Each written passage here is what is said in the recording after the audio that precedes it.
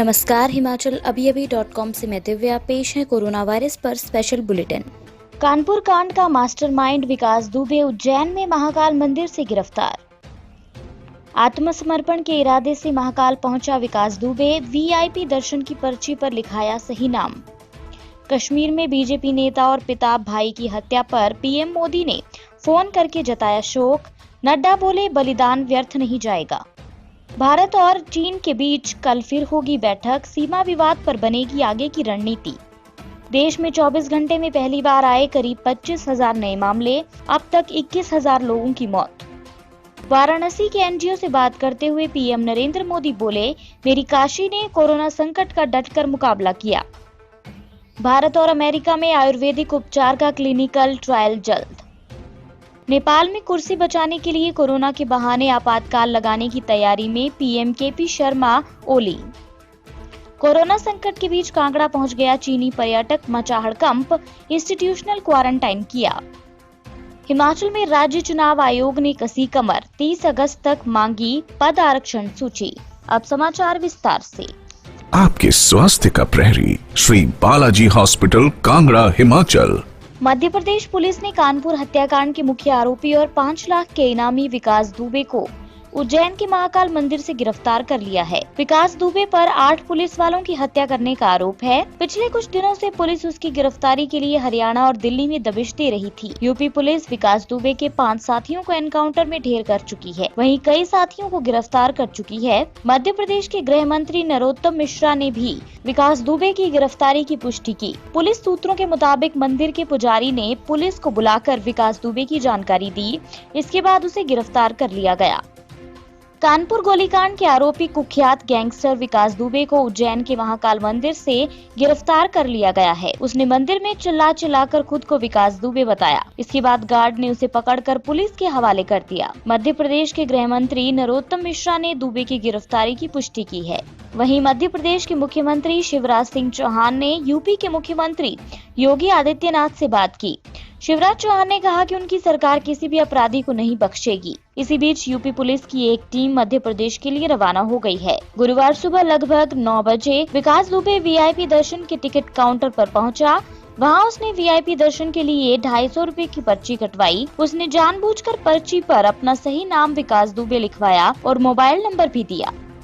PM Narendra Modi ने गुरुवार को अपने संसदीय क्षेत्र बनारस में अन्न सेवियों से संवाद किया। इस दौरान पीएम मोदी बनारसी अंदाज में नजर आए। उन्होंने कहा कि ये भगवान शंकर का ही आशीर्वाद है कि कोरोना के इस काल में भी हमारी काशी उम्मीद से भरी हुई है, उत्साह से भरी हुई है। ये सही है कि लोग बाबा विश्वनाथ धाम नहीं जा पा रहे। ये सही है कि मानस मंदिर, दुर्गा कुंड, संकट मोचन में सावन का मेला नहीं लग रहा है। लेकिन ये भी सही है कि इस अभूतपूर्व संकट के समय में मेरी काशी ने इस संकट का डटकर मुकाबला किया है। आज का ये कार्यक्रम भी तो इसी की एक कड़ी ही है। एक बात हमें बार बार करनी है, हर किसी से करनी है, खुद से भी करनी है। हम सिंगल यूज प्लास्टिक से मुक्ति चाहते हैं। रास्तों पर थूकने की हमें आदत बदलनी पड़ेगी। 2 गज की दूरी, गमछा या फेस मास्क और हाथ धोने की आदत को हमें संस्कार बनाना है।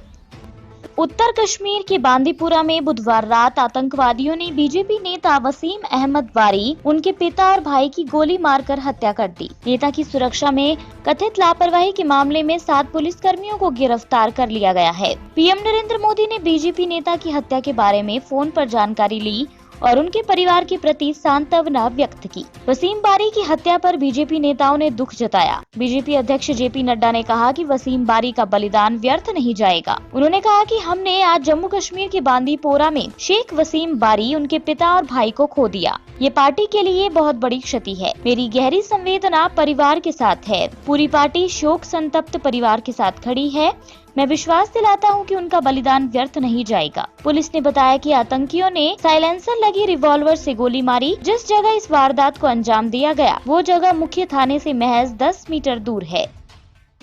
भारत चीन सीमा विवाद को लेकर दोनों पक्षों के बीच वार्ता का दौर जारी है। इसी कड़ी में शुक्रवार को सीमा मामलों पर working mechanism for consultation and coordination की वर्चुअल बैठक का आयोजन किया गया। सूत्रों ने इस बात की जानकारी दी है पिछले कई दिनों से भारत और चीन के बीच जारी गतिरोध अब धीरे धीरे सामान्य हो रहा है। चीनी सेना पूर्वी लद्दाख की गलवान घाटी में कुछ किलोमीटर पीछे हट गई है। इसी बीच भारत के रक्षा सुरक्षा प्रतिष्ठान के एक अधिकारी का कहना है कि भारत चीन पर कड़ी नजर रखेगा। वह 30 जून को सैन्य कमांडरों के बीच हुई वार्ता के फैसले पर कायम रहता है या नहीं। वार्ता में दोनों सेनाओं की चरणबद्ध तरीके से पीछे हटने पर सहमति बनी थी। अन्य समाचार ब्रेक के बाद। Shri Balaji multi speciality hospital Kangra, जहां आपको एक ही छत के नीचे मिले बेहतरीन चिकित्सा सुविधाएं, cardiology, laparoscopic, general surgery, neuro surgery, orthopaedics, paediatric, radio diagnosis, urology, gastroenterology, ophthalmology, pathology, medicine, anaesthesia और डेंटल जैसी अत्याधुनिक और बेहतरीन चिकित्सा सुविधाएं, 24 घंटे इमरजेंसी सुविधा, 9 बेड के साथ critical care unit, cardiac monitor और डिफिब्रिलेटर्स, सेंट्रल ऑक्सीजन लाइन और वेंटिलेटर सुविधा। हिमाचल प्रदेश के सबसे बड़े निजी स्वास्थ्य सेवा प्रदाताओं में से एक Shri Balaji multi speciality hospital Kangra राष्ट्रीय स्वास्थ्य बीमा योजना के साथ सूचीबद्ध Shri Balaji multi speciality hospital Kangra BPL परिवारों के लिए अस्पताल में कैशलेस भर्ती होने के साथ ही ईसीएच की भी सुविधा। हमारा पता Shri Balaji multi speciality hospital, Balaji Vihar, Ujjain, Kangra.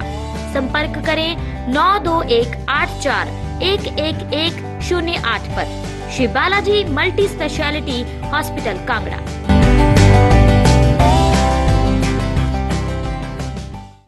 Bharat में कोरोना वायरस के मरीजों की संख्या तेजी से बढ़ रही है। आज पहली बार 24 घंटे में 25,000 के करीब कोरोना के नए मामले सामने आए हैं। देश में संक्रमितों की संख्या 7.25 लाख के करीब पहुंच गई है। स्वास्थ्य मंत्रालय के ताज़ा आंकड़ों के मुताबिक देश में अब तक 7,67,297 लोग कोरोना से संक्रमित हो चुके हैं। इनमें से 21,129 लोगों की मौत हो चुकी है, जबकि 4,76,000 लोग ठीक भी हुए हैं।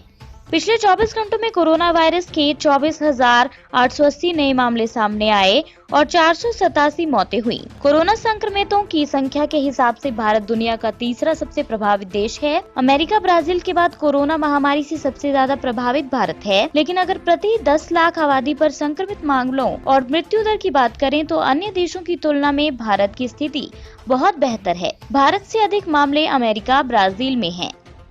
कोरोना वैक्सीन को लेकर भारत और अमेरिका एक साथ आए हैं। दोनों देशों के आयुर्वेदिक चिकित्सक और शोधकर्ताओं ने कोरोना वायरस के खिलाफ लड़ने के लिए आयुर्वेदिक फॉर्मूले को लेकर साझा क्लिनिकल ट्रायल करने की योजना बनाई है। भारतीय उपराजदूत ने इस बात की पुष्टि की है। भारतीय अमेरिकी वैज्ञानिकों, शिक्षकों और डॉक्टर के साथ वर्चुअल बैठक में अमेरिका में भारतीय राजदूत तरनजीत सिंह संधू ने बताया कि कोविड-19 के खिलाफ दो देश एक साथ आए हैं और वैज्ञानिकों के समुदाय के एक वृहद नेटवर्क को बनाने पर जोर है। संधू ने बताया कि दोनों देशों के संस्थान साझा शोध, शिक्षा और प्रशिक्षण प्रोग्राम के जरिए आयुर्वेद का प्रचार प्रसार करेंगे। संधू ने कहा कि दोनों देश के चिकित्सक और शोधकर्ता कोविड-19 के खिलाफ लड़ने के लिए आयुर्वेद का साझा क्लिनिकल ट्रायल करेंगे।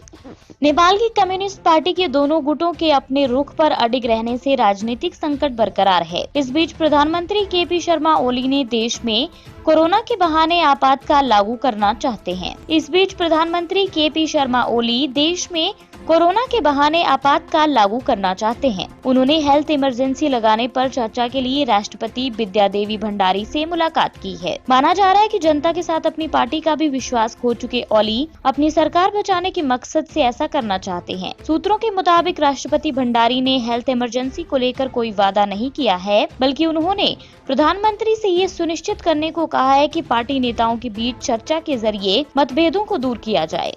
नेपाली सेना भी हेल्थ इमरजेंसी के लिए सैनिकों को तैनात करने के पक्ष में नहीं है। राजनीतिक मतभेदों को दूर करने के लिए पीएम ओली आज फिर नेपाल कम्युनिस्ट पार्टी के सह अध्यक्ष पुष्प कमल दहल उर्फ प्रचंड के साथ बैठक करेंगे। प्रचंड ओली से पार्टी अध्यक्ष और प्रधानमंत्री पद से इस्तीफा मांग रहे हैं।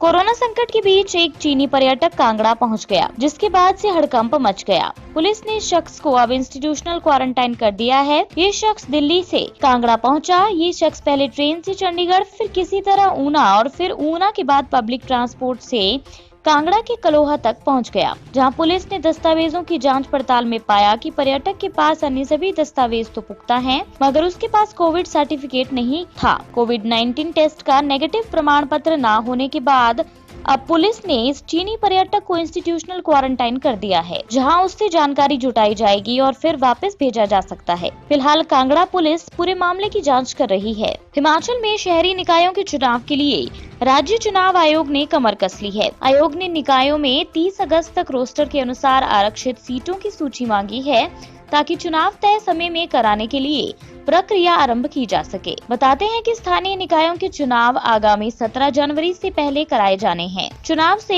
एक माह पहले तक तमाम प्रक्रिया पूरी की जानी है।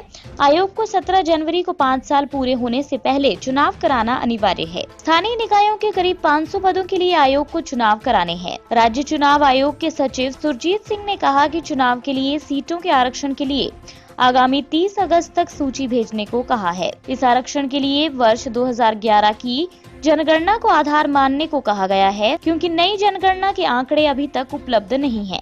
इसी के साथ ये बुलेटिन यहीं समाप्त होता है। अगला रेडियो बुलेटिन सुनिए शाम 7:30 बजे। तब तक के लिए नमस्कार। आपके स्वास्थ्य का प्रहरी श्री बालाजी हॉस्पिटल, कांगड़ा, हिमाचल।